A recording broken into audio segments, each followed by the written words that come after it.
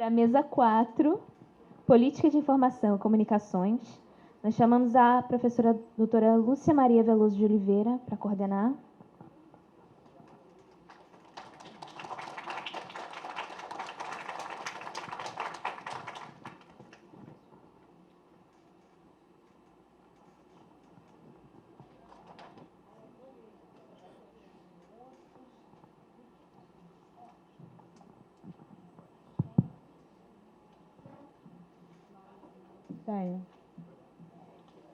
Boa tarde a todos. Vamos iniciar, então, a mesa número 4. Eu vou chamar os 3 primeiros trabalhos, depois a gente para o intervalo, depois a gente recompõe a mesa com os outros. Então, chamo para compor a mesa Pedro Alves Barbosa Neto e Judson Daniel Oliveira da Silva, que vão apresentar regimes de informação, agentes governamentais e tipologias de informação, o monitoramento da implementação da Convenção 182 da OIT sobre as piores formas do trabalho infantil no continente americano.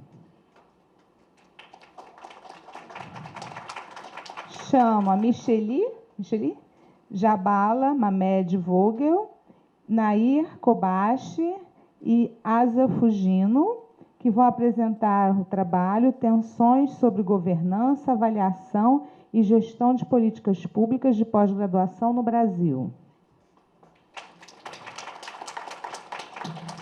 E, por fim, Mariana Barros Meirelles, Clóvis Ricardo Montenegro de Lima, que vão apresentar a dinâmica discursiva da validação das cotas raciais no Brasil, uma análise habermasiana.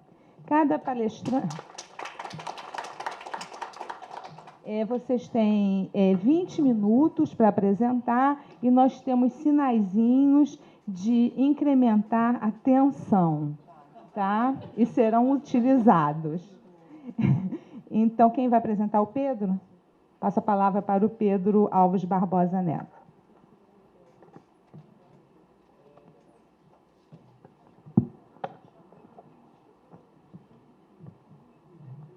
Boa tarde. Eu sou Pedro Neto, da Universidade Federal do Rio Grande do Norte, sou professor do Departamento de Ciência da Informação e do Programa de Pós-Graduação em Gestão da Informação e do Conhecimento da mesma universidade, que acabou de ser fundado.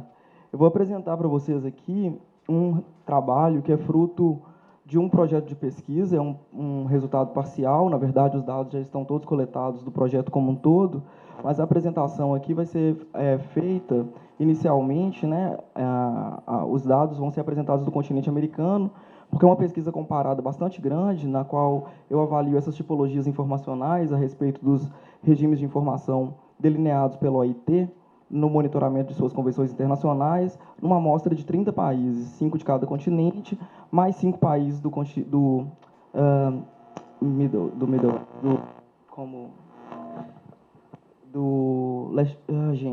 West, Oriente Médio, obrigado. E por considerarmos que eles fogem um pouco das características básicas do continente asiático. Bem, esse estudo tem como finalidade apresentar resultados parciais de um projeto de pesquisa que tem por objetivo estabelecer um panorama global de comportamento informacional dos processos de monitoramento de convenções internacionais de direitos humanos, especificamente da Convenção 182 sobre as piores formas do trabalho infantil. Eu esqueci de mencionar que esse trabalho também é fruto da minha pesquisa de doutorado, defendida em 2013 na UFMG, na qual eu comparei esses mesmos aspectos com relação ao Brasil e Canadá. A informação, então, desempenha um papel vital para todas as atividades desenvolvidas pela OIT, desde a adoção das normas internacionais até o monitoramento da aplicação dessas normas no âmbito dos Estados-nação, membros de cada uma das convenções. Assim como em outras organizações, a capacidade de se basear em informações do ambiente interno e externo para organizar e direcionar os processos de atuação é um fator determinante no desempenho das ações desenvolvidas pela OIT. Como eu disse, a informação ela é fundamental para todos os aspectos, desde a formação da legislação internacional gerida por essa organização até o monitoramento da aplicação no âmbito dos países.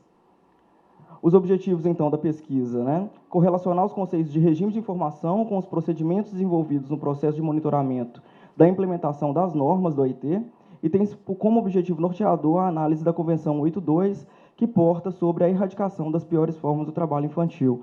Eu só vou ressaltar aqui rapidinho qual que é o objetivo dessa convenção internacional. Ela figura entre o rol das convenções fundamentais do trabalho, são 8 atualmente, as convenções fundamentais do OIT, e ela visa a erradicação por completo das piores formas do trabalho infantil, quais sejam trabalho forçado, tráfico de drogas, prostituição infantil e uma última categoria que a OIT define como trabalho perigoso. Essa última categoria, cada um dos países membros define eles mesmos quais seriam essas categorias, o que gera uma série de problemas do ponto de vista, inclusive, da produção de informação para monitorar, para fazer com que o Comitê de Peritos monitore essa informação, à medida que cada país estabelece o que é trabalho perigoso para si mesmo.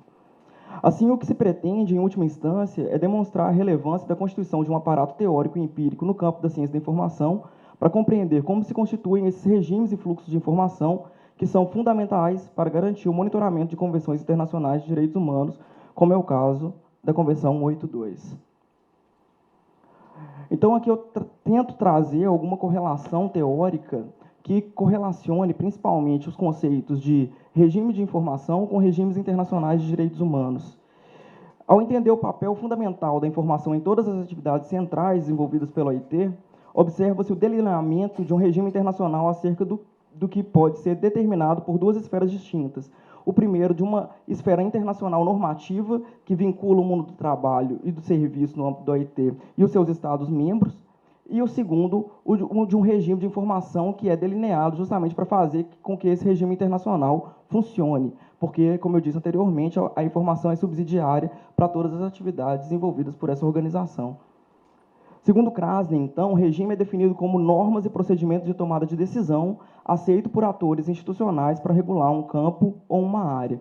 E aí eu trago Sandra Brahma também, que define regime como sendo um quadro normativo e regulatório internacional que é menos rígido e menos formal que o sistema jurídico, mas que serve para ligar todas as partes envolvidas em determinada matéria de interesse.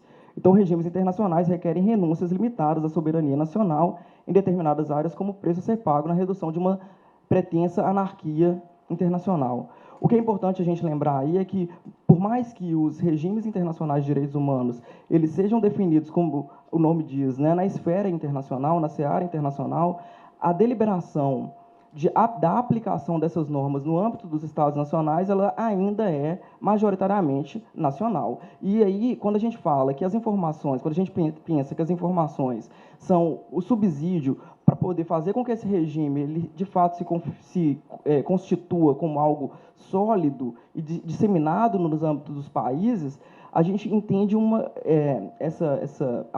isso como muito problemático, porque perpassa as questões de políticas de informação dos países membros e de ética de informação, na medida em que essas informações que são coletadas, produzidas, sistematizadas, organizadas e que formam esses relatórios informativos que vão chegar até o OIT, elas dependem de vontade política e elas passam por instâncias e atores que são muito rotativos, mutáveis, contextuais, porque se tratam de informações governamentais. E isso depende de prioridade de governo, isso depende de vontade política do próprio Estado em colaborar com o sistema internacional. Então, é algo que, embora o sistema internacional esteja muito consolidado já há algum tempo, a fundamentação e o subsídio prático, por ser informacional e tendo a informação esses caráteres todos maleáveis, contextuais, temporais e principalmente vinculados à perspectiva subjetiva de quem produz a informação, a gente tem aí uma questão muito problemática. Como sublima, então, Frota Barbosa Neto, esse é um artigo que foi apresentado no último Enancib, por mim e por minha orientadora, os regimes internacionais de direitos humanos se valem de modo majoritário de informações providas pelos próprios Estados-membros como ferramenta importante de monitoramento da implementação de seus instrumentos normativos. Na perspectiva desse artigo, destaca-se a necessidade inequívoca de regimes internacionais de informação de direitos humanos que reflitam a realidade de seus Estados-membros no que tange à implementação e ao cumprimento de seu conjunto normativo. Então, os fluxos informacionais caracterizados por Barreto pela transferência de informação entre os estoques de informação e os usuários, originados por esses regimes, visam, sobretudo, suprir necessidades de informação, por exemplo, lá do Comitê de Peritos do OIT, seja para tomar decisões, ou seja para criar novos conhecimentos a respeito da implementação daquela convenção nos âmbitos nacionais. Bem, só para falar um pouco aqui do processo de monitoramento do OIT, que é um processo informacional puramente, trazendo um pouquinho do histórico, né? A OIT foi criada em 19, com o objetivo de eliminar a injustiça, a miséria, as privações, num contexto pós-Primeira Guerra Mundial. Posteriormente, outras questões de caráter mais geral foram inseridas no domínio do OIT, entretanto, todas essas questões sempre estiveram vinculadas às políticas sociais e aos direitos humanos. As convenções do OIT, por um lado, detêm o status de tratados internacionais e, por ser assim, podem ser ratificadas pelos Estados-membros.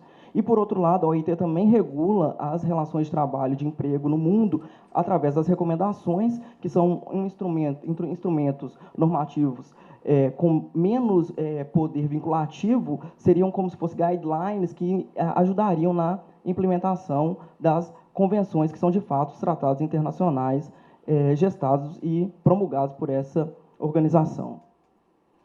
Bem, o processo de monitoramento e o processo de informação no âmbito do OIT. Eu não vou falar aqui, não vou me ater ao primeiro processo informacional, que seria o processo informacional vinculado ao contexto de adoção das normas. Eu vou me vincular ao contexto de monitoramento, porque é onde a gente vai subsidiar melhor para entender os dados empíricos.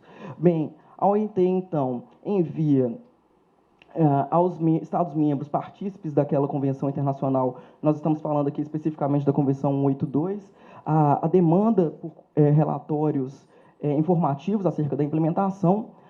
Os Estados-membros, eles, então, encaminham essas demandas também específicas aos parceiros sociais. Aqui vale dizer que esses parceiros sociais aqui são as entidades representativas de empregadores e de empregados mais consistentes de cada Estado, e esses parceiros sociais, eles também são convocados a colaborar produzindo informações a respeito daquela temática da qual trata aquela convenção.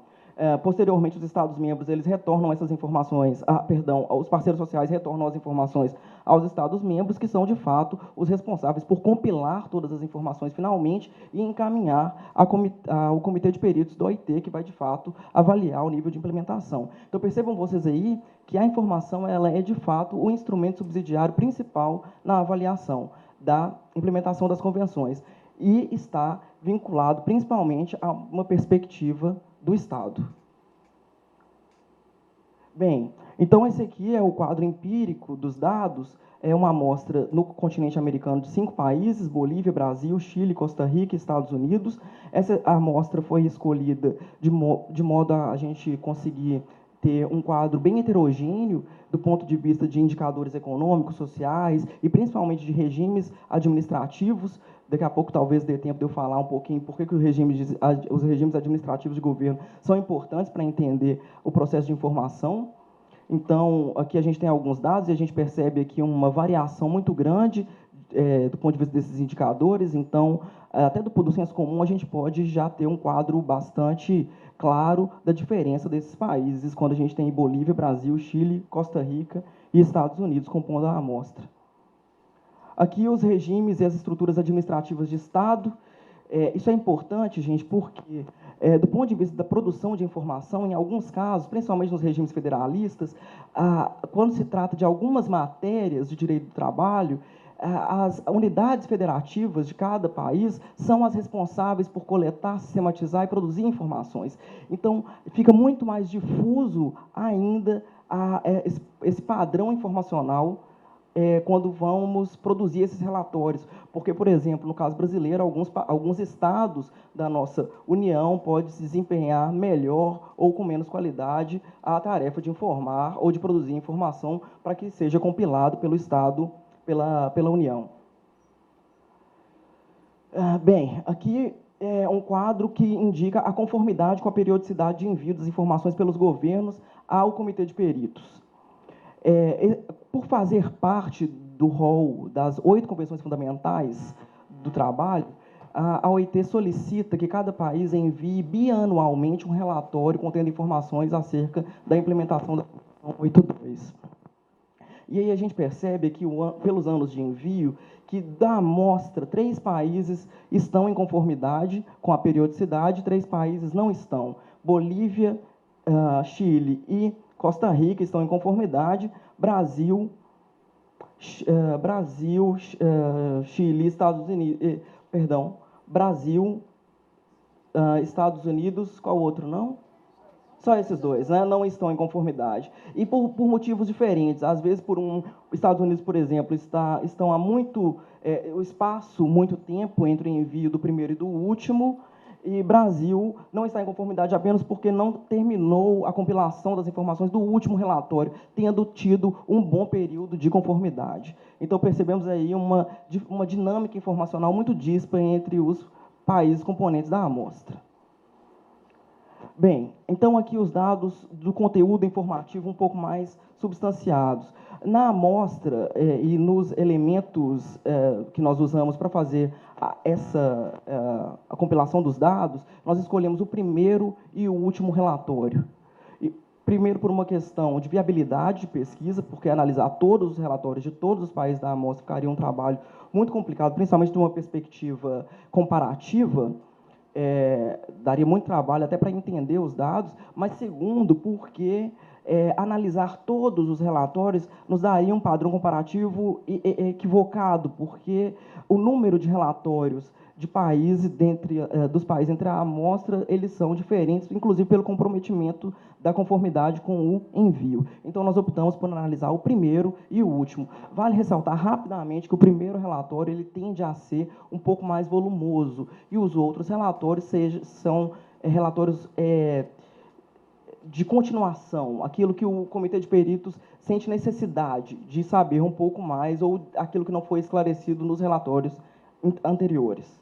Bem, então foi estabelecido 7 categorias, 7 tipologias informacionais para verificar a dinâmica e o procedimento informacional que esses países apresentam com relação ao monitoramento da Convenção. Essas tipologias elas foram elencadas e criadas principalmente pelo fato notadamente, esses relatórios serem compostos de 3 características informacionais principais. A primeira, performance do governo. A segunda, uma perspectiva legal, mostrando os instrumentos normativos, jurídicos, que são adotados para poder implementar aquela convenção. E uma última, resultados gerais. Então, acreditou-se que essas 7 tipologias fossem capazes de apresentar esse panorama. Então, nós temos aqui mudança na legislação, políticas públicas e programas, resultados de ações públicas, situações específicas, informações estatísticas e relatórios de policiais ou tribunais.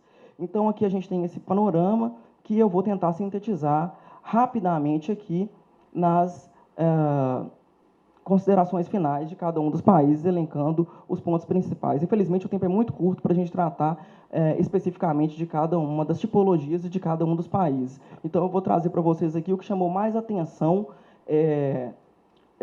em cada um dos contextos nacionais, pensando do ponto de vista da produção de informação e da dinâmica informacional desempenhada por cada um.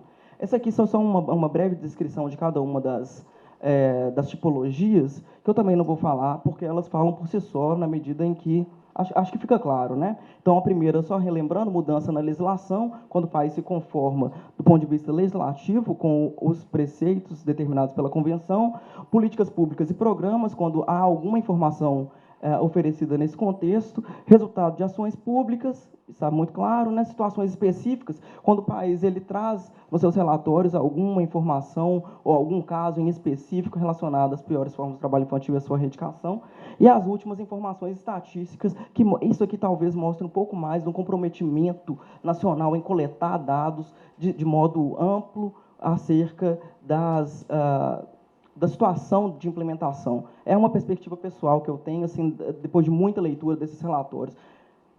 Vamos lá, para as considerações finais por países, então. Bolívia, né? O primeiro relatório de monitoramento do governo da Bolívia, disponibilizado em 2006, mostra que, após a ratificação da Convenção 82, houve uma mudança na legislação penal do país, que criminalizou o ato de facilitar a venda ou o tráfico de pessoas para entrada ou saída do território boliviano, visando atividades análogas à escravidão, à exploração sexual de cunho comercial e à venda ou fornecimento ilegal de órgãos. Tal mudança na legislação instituiu também um agravante penal para quando tais crimes forem cometidos contra as crianças. Bem, o relatório da Bolívia ele é claramente um relatório vinculado muito mais a informações do âmbito legal. É difícil você encontrar no relatório boliviano informações de outros níveis, das outras tipologias. Então, é um relatório que se vincula basicamente nas informações contidas na perspectiva da instrução normativa daquele país, da adequação do âmbito das leis.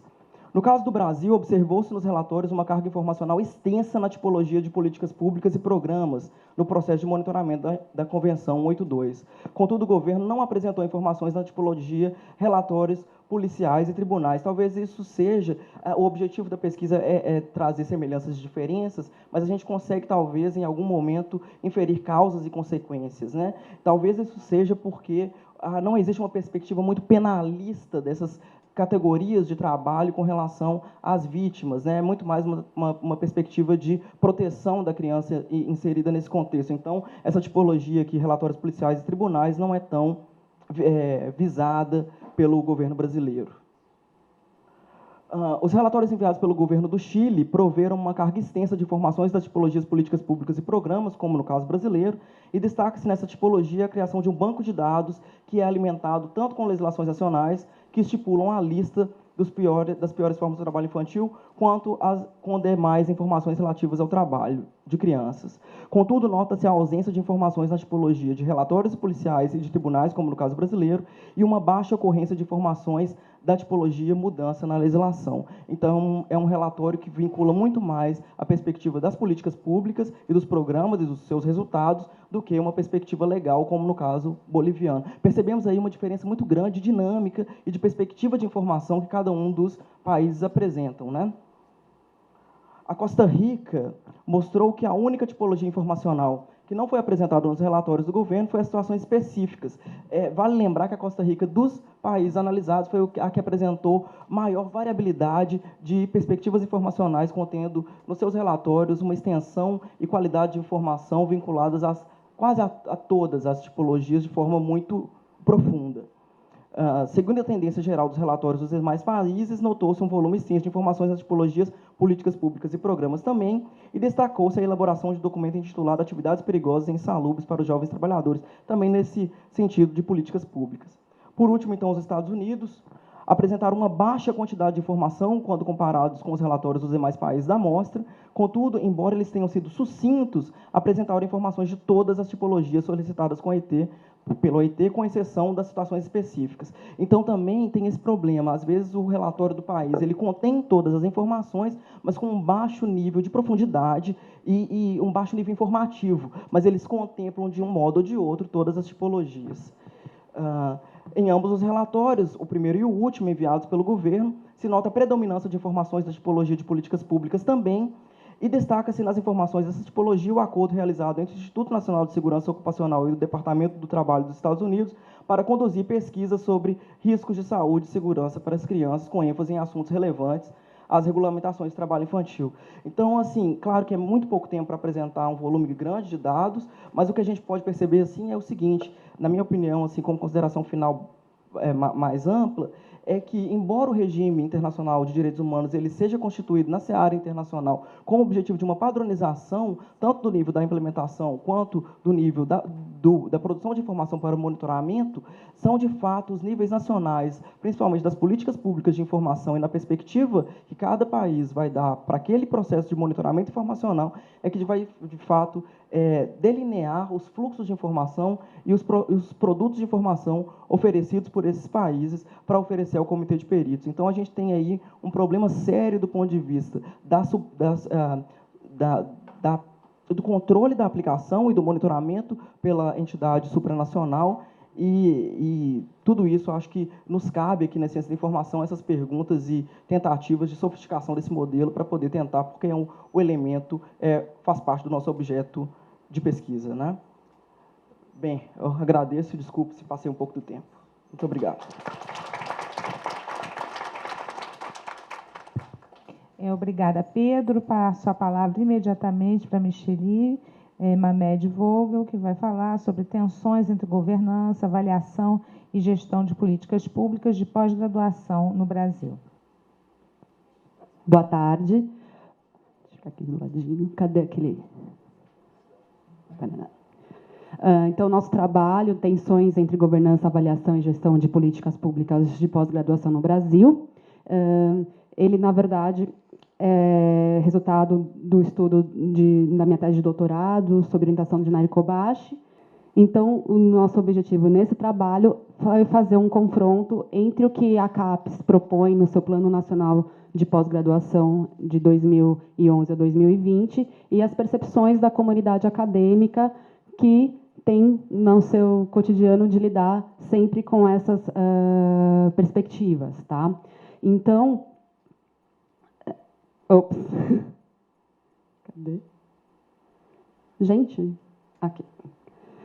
Por que disso? Primeiro, porque a gente acredita que, claro, os membros da pós-graduação, a comunidade acadêmica, deve conhecer os critérios e procedimentos de avaliação, né, que a CAPES propõe, para que esse processo seja um processo pactuado, né, entre a comunidade e a CAPES.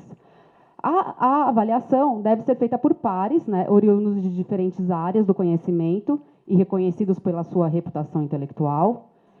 A avaliação tem natureza meritocrática, levando à classificação nos campos disciplinares, e associa reconhecimento e fomento, definindo políticas e estabelecendo critérios para o financiamento dos programas. Isso está no Plano Nacional de Pesquisa, no PNPG.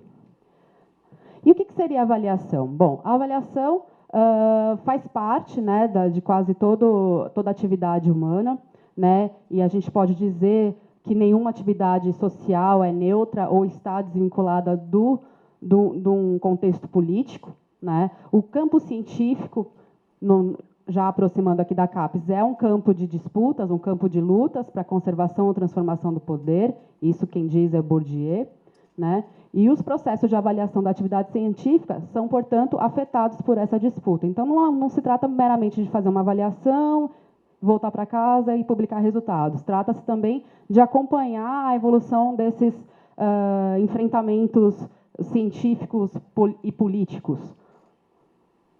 E o que seria, então, a caracterização da avaliação? É uma atividade abrangente, muitas vezes relacionada aos conceitos de auditoria, inspeção, garantia de qualidade e credenciamento. Permite também identificar padrões para o alcance de mérito e valor para determinar a performance dos avaliados, ou seja, através das primeiras avaliações, defino o que seria o mínimo necessário para ser aceito como determinada qualidade, né? Requer a coleta sistemática de informações e é um momento excelente para rever o passado criticamente, né, para poder considerar as novas experiências e o que pode ser mantido e o que deve ser melhorado. É um momento também de reinterpretação dos desacordos e negociações para que novos significados e procedimentos sejam estabelecidos e um momento potencialmente controvertido, porque objetiva, muitas vezes, abandonar velhas práticas e quebrar hábitos e convicções existentes. Isso vem do livro desse autor, Daler Larsen, né, um norueguês, que fez um livro sobre o que é a avaliação. Ele fez um Estado da Arte, publicado em 2011, e ele busca avaliar esse processo de avaliação em muitas atividades, sobretudo atividades governamentais, educacionais. Ele é um professor, ele trabalha com avaliação, também avaliação científica na Escandinávia, né? Então, ele propôs esse trabalho bastante interessante. Para a CAPES, né, ou para o Plano Nacional de Pós-Graduação, existem 5 eixos importantes a serem considerados na avaliação. Então, o primeiro seria a primazia da qualidade, a quebra da endogenia e a redução das assimetrias das regiões do Brasil. A criação de uma agenda nacional de pesquisa, e essa agenda deve estar associada à pós-graduação. O aperfeiçoamento da avaliação e sua expansão para outros segmentos dos sistemas de ciência, tecnologia e informação.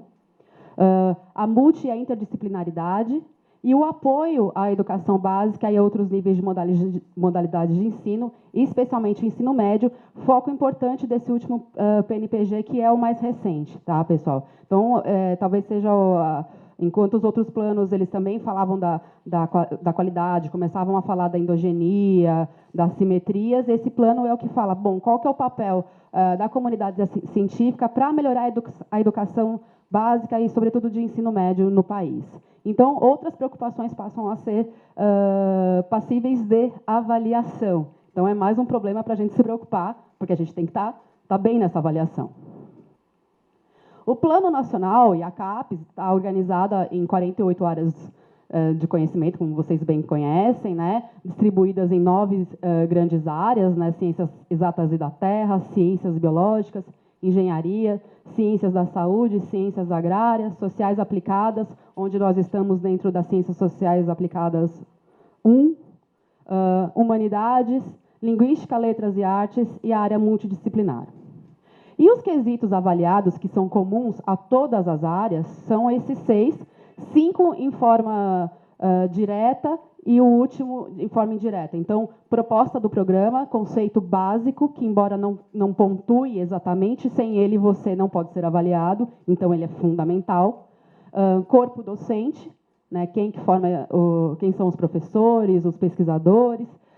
Corpo discente, tese e dissertações, como é que estão os prazos, se as teses são feitas no tempo, dentro do escopo do plano do programa de pesquisa, a famosa produção intelectual, né, e inserção social, que são os 5 itens diretos, e o 6º, internacionalização, que tem sido avaliado como um ponto de diferencial dos programas. Então, a gente sabe que hoje a avaliação vai até a nota 7, sendo que 6 e 7 são apenas para quem tem doutorado e atinge níveis de excelência nesse quesito, internacionalização. Né? Então, para quem já for olhar algum documento de área da CAPES, que é o relatório onde as áreas publicam suas atividades para serem avaliadas, vocês vão ver que aparece assim, 1, 2, 3, 4, 5, e a questão da internacionalização aparece como um anexo ou como um item discutido ou na própria inserção social ou na produção intelectual em alguns aspectos. E, então, nosso corpus a ideia foi comparar esse plano nacional com o que diz a comunidade. De que forma? Em janeiro de 2014, nós fizemos uma pesquisa na Web of Science e na base de periódicos da CAPES, utilizando os termos avaliação ou evaluation e CAPES, e nós conseguimos 62 artigos científicos, editoriais, debates, opiniões e informes, publicados entre 1997 e 2013, onde constavam 89 comentários, né, feitos por cerca de 90 autores, vamos dizer assim, 88 autores e mais 2 autorias coletivas, o Fórum de Editores e a Moção de Editores. Esse aqui, então a gente fez o quê? Organizou esse corpus de acordo com os 6 itens da avaliação e mais um 7º item avaliação como todo, né? Mas nesse caso a gente viu que 2 itens, corpo docente e corpo discente, teses e dissertações, que é esse aqui, apareciam juntos. Então, eles foram somados. De todo modo, olhem só, cada um tem 1%, 2%, esse aqui chega a 70%, que é produção intelectual, e só pode, o segundo colocado é a avaliação como um todo. As pessoas que comentam nos seus artigos a questão da avaliação da CAPES como um todo, sem se ater a um dos quesitos, ou produção intelectual, ou inserção, enfim. Então, ganhou aqui, disparado, produção intelectual. A gente já esperava esse resultado, mas eu, particularmente, não esperava que os demais fossem tão diferentes desse, porque, no fundo, tudo faz parte da avaliação. Pegando as críticas, essas 89 críticas, a gente também tentou caracterizar essas críticas por positivas, negativas, sugestões ou apenas afirmações sobre o processo. Então, nós encontramos 49 críticas negativas, 26 positivas, 10 sugestões e 4 constatações, no sentido, a CAPES faz isso, a CAPES faz aquilo. Tá? Então, dentro do quesito produção intelectual especificamente, a gente também tem maior parte de críticas negativas. 37 críticas negativas, 14 críticas positivas, 7 sugestões e 4 constatações. Tá? Então, muitas das críticas negativas estão associadas ao quesito de produção intelectual. Bom, e em relação ao que se fala da produção intelectual, quais são os principais itens de debate entre essas críticas que nós levantamos? O principal é o sistema Qualis, tá? Aqui com 35 críticas, 56% do nosso corpus. Né? Em segundo lugar, a gente tem a questão dos periódicos nacionais concorrendo com os periódicos internacionais. Não estou dizendo que é positivo ou negativo, só estou dizendo quais são as questões. E aí, seguidos por peso da produção intelectual na avaliação, periódicos e outras formas de publicação, processo editorial, interdisciplinaridade e endogenia, apenas um comentário. Então, na verdade, a questão das medições, das métricas utilizadas para avaliação, acaba estando presente na maior parte das críticas, sejam elas negativas ou positivas, ao processo de avaliação feito pela CAPES. Em relação às áreas que criticam, que expuseram suas críticas publicamente em veículos oficiais, né, a gente tem aqui claramente a área da saúde encabeçando todo o processo de discussão e debate dessas questões de avaliação. Né? Seguida a saúde coletiva pelas ciências da saúde, porque elas, embora sejam compostas por algumas áreas, a grande área publica junto, né, em seus artigos, e nós aqui, as medicinas aqui também com 4, química com 4. Ou seja, as críticas vêm, sobretudo, das biológicas ou ciências da saúde de maneira geral, né, mostrando um certo... como que eu vou dizer? Parece que as outras demais áreas ficam caladas diante do processo. Talvez o processo seja tão pesado que não dê tempo nem de exprimir, de expressar as insatisfações ou as considerações, sejam elas positivas, negativas, sobre esse processo. Vocês vejam aqui, por exemplo, a educação, que é uma área interessante, se a gente for pensar o Plano Nacional de Pós-Graduação, que tem essa questão do ensino básico e ensino médio, a educação está quieta, falando da produção intelectual. Né? Não é que as áreas estejam quietas, eu estou dizendo em termos das publicações, obviamente. Né? A gente sabe que as reuniões dos comitês técnicos científicos da CAPES são bastante agitadas, obrigada. Então, não é que as áreas não falem nada, elas falam muito mais, não publicam esse discurso. Tá? Então, eu acho que é uma perspectiva interessante. Então, também na questão do periódico, a área da saúde é a que mais fala.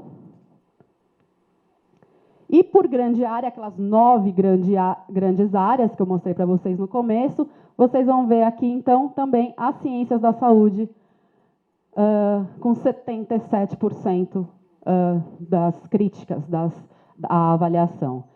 Seguida lá pelas ciências exatas e da terra, com 5%. E depois um para biológicas, um para humanidades e um para um artigo que tinha autores de diversas áreas, que não era caracterizado para uma área específica. Certo? Então, e as demais áreas caladas no quesito de periódicos. E é interessante porque quando a gente faz a leitura do corpus, a gente vê assim, se a minha área está bem, está tudo bem. Então, não é bem assim, né? Exemplos dos comentários que nós encontramos, são vários tipos de comentários, né, como a gente mostrou para vocês lá no começo, mas só para vocês terem uma ideia do que são essas constatações. Então, por exemplo, o Qualis mudou de papel. Antes ele tinha um papel de classificação da produção, para a concessão de fundos. E hoje ele se transformou em uma espécie de guia para a escolha de onde eu vou publicar. Então, tudo bem, não sei se isso é bom ou se é ruim, mas é assim que ele está sendo visto hoje. Ocorrência do produtivismo como efeito colateral do processo. Isso até vai de acordo com o que o Bourdieu coloca, que, por conta das disputas, algumas questões acabam sendo inerentes ao processo, ainda que sejam consideradas negativas, né? Aqui, o tom da crítica foi, bom, isso existe, faz parte do processo. Sugestões. Aí, a gente começa a falar dos indicadores bibliométricos. Indicadores bibliométricos devem ser utilizados, porém, ao mesmo tempo, os periódicos deveriam ser submetidos a outros tipos de avaliação de natureza qualitativa. Aí nós vamos agora para as críticas positivas, que diz o seguinte: indicadores bibliométricos têm seu mérito, sendo necessário esclarecer o seu papel, que é observar a circulação de informações e não ranquear exatamente essas informações. E mais, indicadores bibliométricos seriam também qualitativos, pois pressupõem a avaliação de diversos juízes. Esses autores entendem que, embora você apresente um número, esse número só existe depois de uma avaliação por pares, comitê editorial. Então, houve um processo qualitativo que gerou um número quantitativo. E, do ponto de vista negativo, os indicadores bibliométricos são meramente quantitativos. Então, nós temos aqui uma questão de definição desses indicadores, né? Uma outra crítica: o Qualis não considera o tamanho da comunidade da área de pesquisa, e pesquisadores de áreas pequenas acabam por publicar em outras áreas temáticas mais abrangentes, muitas vezes porque a área ou está começando ou, de fato, não tem periódicos consagrados, porque é pequena, ele acaba se deixando levar pela necessidade do seu A1, A2, B1, por um outro periódico. E, claro, isso não soma pontos para a sua área de origem.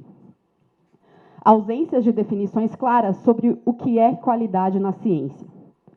Sim, aí é um outro estudo também, mas de modo... foi comum encontrar pessoas, autores, que reclamavam do que, poxa, eu não entendo o que exatamente está sendo medido, o que é bom, o que não é bom. Então, existe aqui uma questão de definição dessa qualidade. E também o tamanho do extrato A. Né? A, B e C são os extratos, né? A1, A2, B1, B2, B3, B4 e B5. E o A, existe uma recomendação que ele só deve conter 20% dos periódicos, né?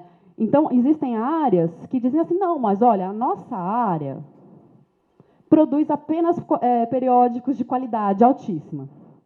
Né? Existem textos com esse discurso. Mas, de novo, aí sou eu falando, não é mais eles. Essa questão do Qualis, ela está medindo não a qualidade do artigo. Ela precisa fazer um recorte porque eu tenho um tanto de dinheiro, para quem que eu vou dar? Eu preciso definir. Eu preciso publicar um artigo. Aonde eu vou publicar? Então, na verdade, o Qualis, ele, de fato, perde um pouco da sua característica. Os indicadores bibliométricos deixam de serem entendidos como deveriam ser, muitas vezes, né?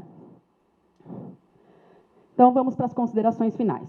A avaliação institucional é a condição para garantir a qualidade, e isso está nos discursos desses autores. Embora muitos deles discutam, né, os meios como ela é feita, os resultados gerados, todos concordam que a avaliação é necessária. Hoje, não é possível rejeitar a avaliação ou ser contrário a ela, sendo ela parte da nossa cultura para atribuir mérito ou valor.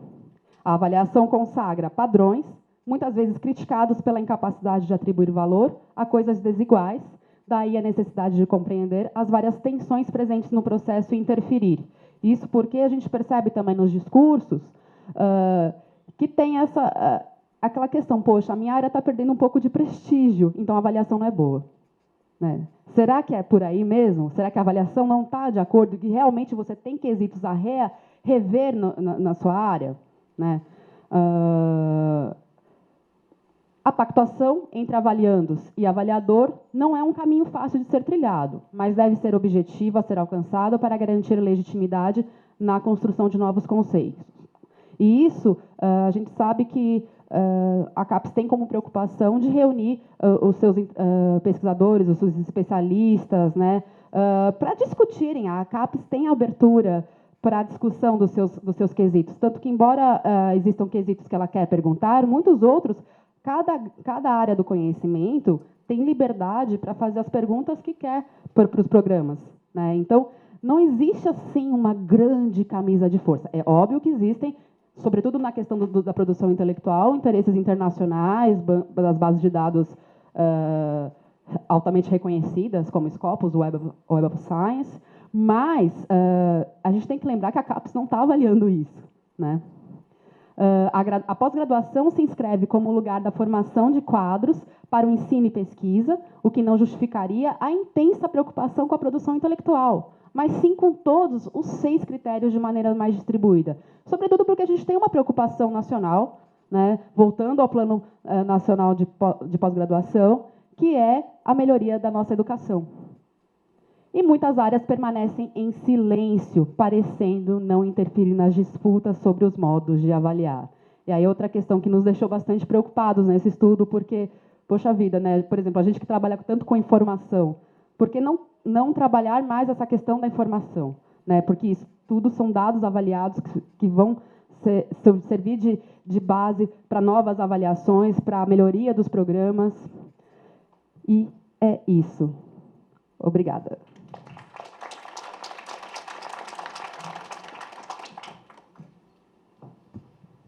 Obrigada, Micheli. Você cumpriu muito bem o seu tempo. Passo, então, a palavra para a Mariana Barros Meireles, que vai apresentar a dinâmica discursiva da validação das cotas raciais no Brasil, uma análise habermasiana. Boa tarde. Meu nome é Mariana. Esse trabalho ele é fruto da minha dissertação de mestrado no IBICT, sobre a orientação do professor Clóvis Montenegro de Lima. Eu sou aluna recém-ingressa no doutorado da UF, então minha vinculação não é mais com o IBICT, mas esse trabalho está vinculado com essa dissertação de mestrado. Bom, esse trabalho é um esforço de recuperar um pouco da reflexão que eu fiz a partir da teoria habermasiana, tanto a teoria social, né, com enfoque no aspecto comunicativo, quanto também na teoria política do Habermas, buscando investigar como os fluxos de informação mediados pela linguagem, ou seja, os usos sociais da linguagem, sustentavam o processo de deliberação e validação das políticas de cotas raciais. Eu vou ler, porque a apresentação é um pouquinho extensa, então eu separei a apresentação em alguns tópicos.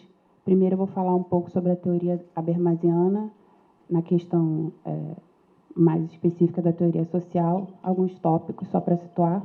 Depois eu vou falar um pouquinho da teoria política do Habermas e vou tentar fazer uma ponte com o trabalho de investigação que eu fiz sobre a validação da política de cotas, em especial a atuação de movimentos sociais ligados à questão do negro.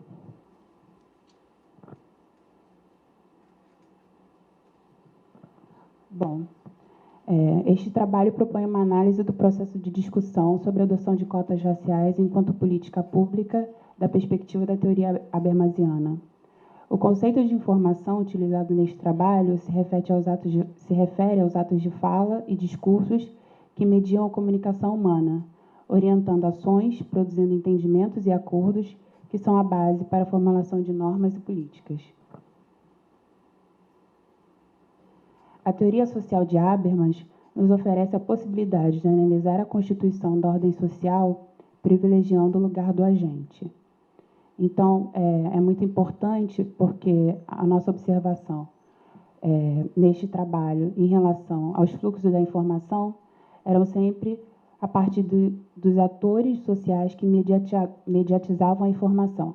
Ou seja, a gente não estava só interessado nos argumentos em si, que se colocavam em evidência nos processos discursivos, mas como esses atores sociais na esfera pública mediatizavam esses argumentos, né, que aqui a gente também está tratando como informações.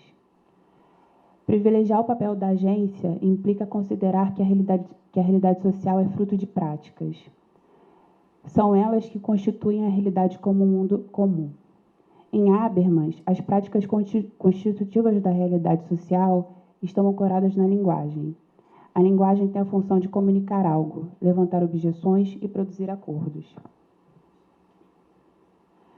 A comunicação com vistas ao entendimento mútuo pode acontecer ao nível do agir comunicativo, prática comunicativa cotidiana, ou no nível do discurso, uma vez que as pretensões de verdade erguidas durante o agir comunicativo são problematizadas e se tornam objeto de uma controvérsia com base em argumentos. O princípio do discurso refere-se ao procedimento de resgate discursivo de pretensões de validez normativa. No discurso racional, as opiniões que antes pertenciam a uma concepção não problematizada do mundo da vida são postas em questão quanto à sua validade. Nesse trabalho, a gente usa primordialmente a concepção de discurso, não de agir comunicativo.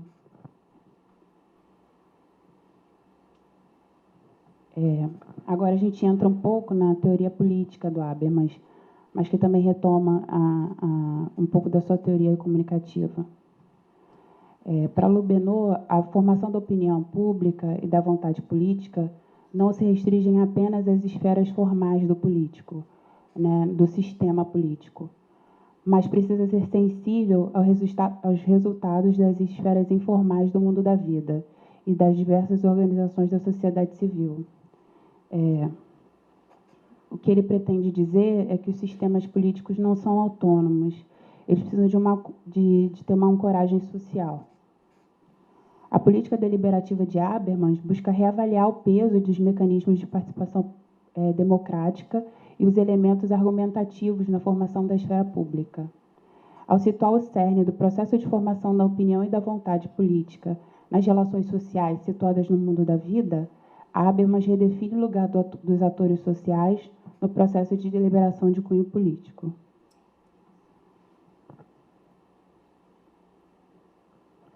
O conceito de mundo da vida caracteriza a rede de ações comunicativas composta pela totalidade de relações interpessoais ordenadas legitimamente, que constitui o mundo vivido.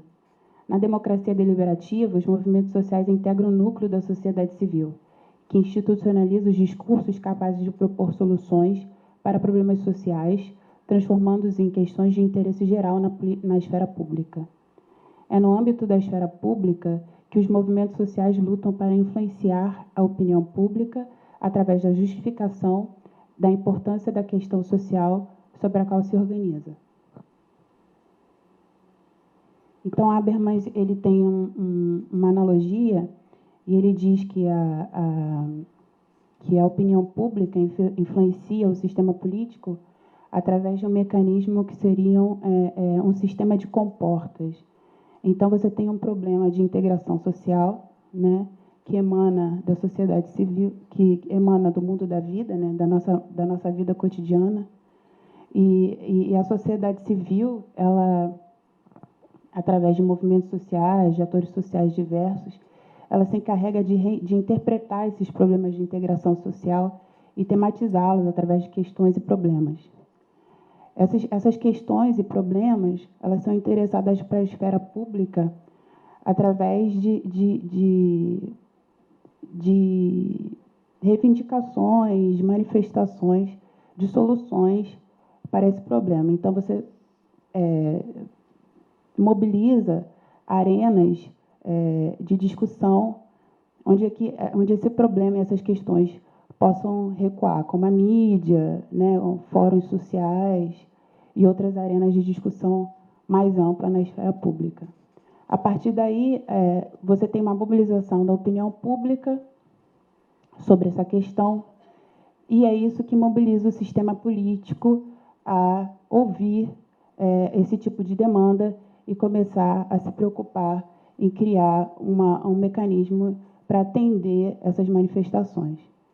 Então, tal influência pode converter-se em poder político para esses atores sociais, né, movimentos sociais, esses demandantes, uma vez que a opinião pública interfere no comportamento eleitoral das pessoas e na formação da vontade nas corporações parlamentares, governos e tribunais. O sistema político abre-se para as demandas sociais oriundas da sociedade civil quando recebe em seus fóruns institucionais temáticas públicas carentes de normatização.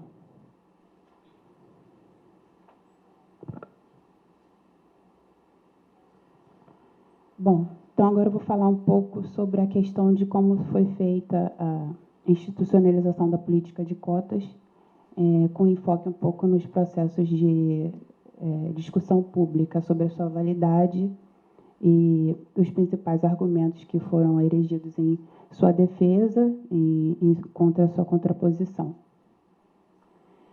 Então, assim, um dos principais atores de defesa foram os movimentos sociais. Através de uma agenda política voltada para a inclusão social do negro, os movimentos sociais comprometidos com a problematização do racismo consolidaram a necessidade de abrir as portas do ensino superior para a população negra e pavimentaram o caminho para a aceitação pública de políticas de inclusão com caráter racial. A discussão sobre cotas raciais surge no Brasil entre os anos de 2000 e 2001. O Estado brasileiro e alguns setores da sociedade civil organizaram-se em torno da concepção de políticas de promoção da igualdade racial, para a elaboração do relatório oficial que o governo brasileiro apresentaria na terceira Conferência Mundial de Combate ao Racismo, Discriminação Racial, Xenofobia e Intolerância Correlata, realizada em Durban, África do Sul, e organizada pelas Organizações das Nações Unidas no ano de 2001. Foi no relatório de Durban que a reivindicação de cotas para negros na universidade apareceu pela primeira vez em documentos oficiais do governo brasileiro, como possível política pública de promoção da igualdade. Foi também no ano de 2001 que a LERJ aprova por unanimidade a Lei 3.708, de autoria do deputado estadual José Amorim, que estabelece 40% das vagas das universidades do Estado do Rio de Janeiro e da Universidade Estadual do Norte Fluminense para estudantes negros e pardos. A Universidade Nacional de Brasília foi a primeira universidade federal a adotar o sistema de cotas para negros. A medida foi uma decisão aprovada pelo Conselho Universitário no ano de 2003. Em maio de 2005, o então senador Paulo Paim apresenta para a apreciação do Senado o projeto de lei 6.264, cuja ementa institui o Estatuto da Igualdade Racial. Entre outras propostas, o texto defendia instituir cotas mínimas para afrodescendentes nos cursos de graduação de todas as instituições públicas federais de ensino superior no território nacional. Apesar dos avanços conquistados em prol da adoção de cotas raciais para negros, a possibilidade da aprovação de projetos de lei que institucionalizassem as cotas raciais fez com que fortíssimas críticas fossem erguidas publicamente em sua oposição. No ano de 2006, o debate sobre cotas se corporifica na mídia, no que se chamou Guerra de Manifestos. Intelectuais, personalidades públicas, políticos e artistas manifestaram publicamente sua opinião sobre cotas raciais em documentos abaixo assinados e encaminhados ao Congresso Nacional. Esses documentos tiveram grande ressonância na esfera pública e na mídia e deram impulso a uma grande discussão sobre a validade ou não das cotas.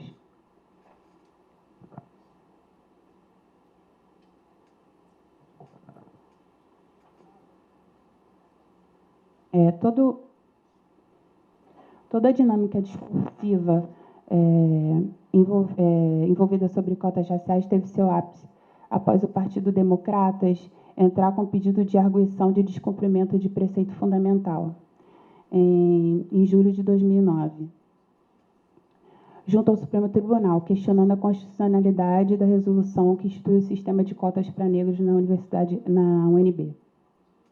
De acordo com o DEM, o sistema de cotas raciais fere um princípio republicano, a dignidade humana, o direito universal à educação, a meritocracia, a autonomia universitária, a igualdade, o combate ao racismo, o preconceito de cor e, finalmente, os princípios da proporcionalidade e legalidade. O ministro Ricardo Lewandowski, relator do processo, convoca uma audiência pública para ouvir os depoimentos de pessoas com experiência e autoridade em matéria política de ações afirmativas no ensino superior. O STF também abriu inscrições para que os interessados em se manifestar na audiência pública pudessem habilitar-se à fala. As intervenções na audiência pública e manifestações encaminhadas por escrito expuseram o eixo no qual as argumentações se estruturaram. Então, nesse momento, a gente vê as aglutinações das argumentações, das proposições contra e pró-cotas. Então, em termos gerais, eu vou ser um pouco mais breve, as proposições contra as cotas geravam em torno dos seguintes argumentos. Raças não existem segundo o ponto de vista genético e toda uma justificação biológica baseada no genoma e argumentos científicos. A cor da pele não é impedimento para a entrada na universidade e que não existem categorias de cor bem definidas no Brasil. Em contraposição, os defensores da cota justificavam que, apesar do racismo não ter mais fundamento científico, tal como no século XIX, e não se apara hoje em nenhuma legitimidade racional, a realidade social da raça continua a passar nos corpos das pessoas e não pode ser ignorada.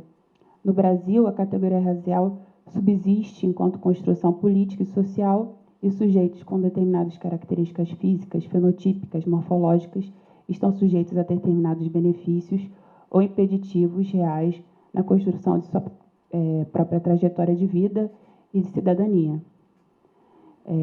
Então, a gente tem intelectuais como Kamengele Munanga e o Konen defendendo as cotas.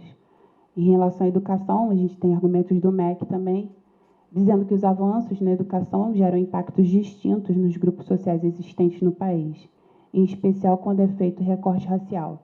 Persiste a distância entre os níveis de escolaridade de brancos e negros ao longo das décadas. Em relação a que não existem categorias de cor, é que a cegueira para a cor é uma estratégia falha para se lidar com a luta antirracista, pois não permite a autodefinição dos oprimidos e institui os valores do grupo dominante e, consequentemente, ignora a realidade da discriminação cotidiana. Bom, depois de todas as ponderações feitas, o relator do processo, o ministro Ricardo Lewandowski, declara o seu voto e se declara a favor da constitucionalidade das cotas raciais. Então, ele reinterpreta o princípio da isonomia, uma vez que diz que, para assegurar a igualdade material substancial a todos os brasileiros, deve-se levar em consideração a diferença que os distingue por razões naturais, culturais, sociais, econômicas ou até mesmo acidentais, além de atentar de modo especial para a desigualdade que se manifesta nas relações sociais. A constatação da necessidade de tratar desigualmente cidadão vítima de preconceito racial é o reconhecimento de que as políticas de cunho universalistas consolidam ou agravam as disparidades sociais, socio-raciais vigentes no Brasil, perpetuando os mecanismos de exclusão econômica, política e cultural da população negra. Bom, algumas conclusões. Conclui-se pela mudança da leitura do texto constitucional que novas percepções sobre as relações raciais surgiram após o debate sobre a aplicação do sistema de cotas. As argumentações que expõem os mecanismos de produção social do racismo ocasionam uma sensibilização para o problema da discriminação racial no Brasil. O objetivo do movimento negro de denunciar o racismo e a exclusão social do negro foi cumprido, ampliando também sua zona de influência política sobre o Estado, no qual diz respeito à concepção de atos e políticas públicas voltadas para as relações raciais. De acordo com Melucci, a influência dos movimentos sociais sobre os sistemas políticos pode ser de 3 tipos: uma ampliação dos limites da política, uma mudança nas regras e procedimentos políticos e uma transformação nas formas de participação no interior dos sistemas políticos.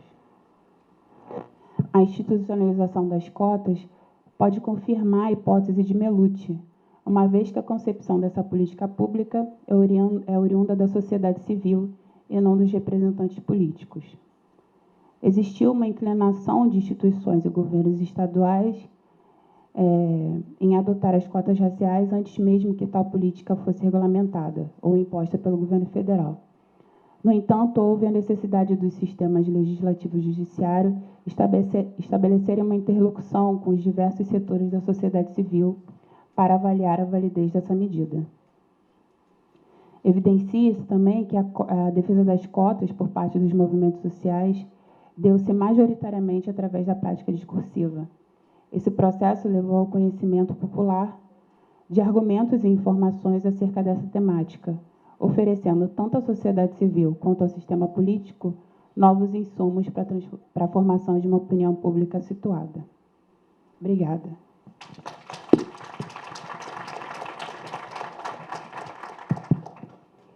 Obrigada, Mariana. Também cumpriu à risca o seu tempo.